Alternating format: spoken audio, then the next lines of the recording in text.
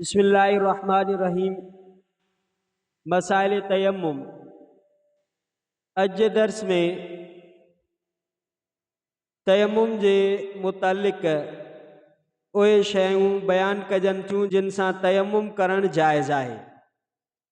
पहिरें नंबर ते मिट्टी या मिट्टी जे क़िस्म मां जेके शयूं हुजनि उन्हनि सां तयम्मुम करण जायज़ आहे।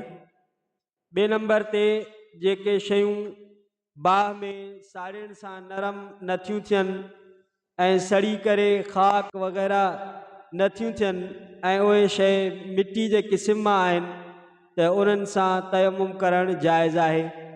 जीअं वारी, मुख़्तलिफ़ क़िस्म जा पत्थर, अकीक, फेरोज़, संग मरमर, हड़ताल, सिंखियो, ज़बरजत वग़ैरह। टे नंबर ते उहे शयूं जेके मिट्टी जे क़िस्म मां न आहिनि पर उन्हनि ते गिरदो गुबार आहे, गिरदो गुबार हुजण जे करे उन्हनि सां तयम्मुम करणु जाइज़ आहे। जीअं कई कपिड़े ते या का काठी ते त इन्हनि ते गिरदो गुबार आहे त उन्हनि सां बि तयम्मुम करणु जाइज़ आहे। जेकर काई अहिड़ी शइ मिट्टी सां मिली थी वञे जंहिंसां तयम्मुम करणु जाइज़ न आहे त उन में ग़ालिब जो एतबार आहे।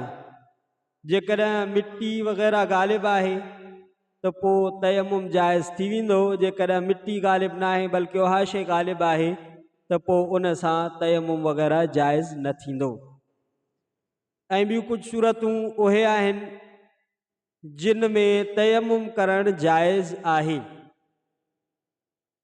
उन्हनि में पहिरीं सूरत आहे त जेकॾहिं वुज़ू या गुस्ल करण जे लाइ पाणी इस्तेमालु करण जी सूरत में मरीज़ जे मर्ज़ वधी वञण जो अंदेशो आहे या मर्ज़ जे डिघे थियण जो अंदेशो आहे, ख़ौफ़ आहे, त उन सूरतुनि में तयम्मुम करणु जाइज़ आहे।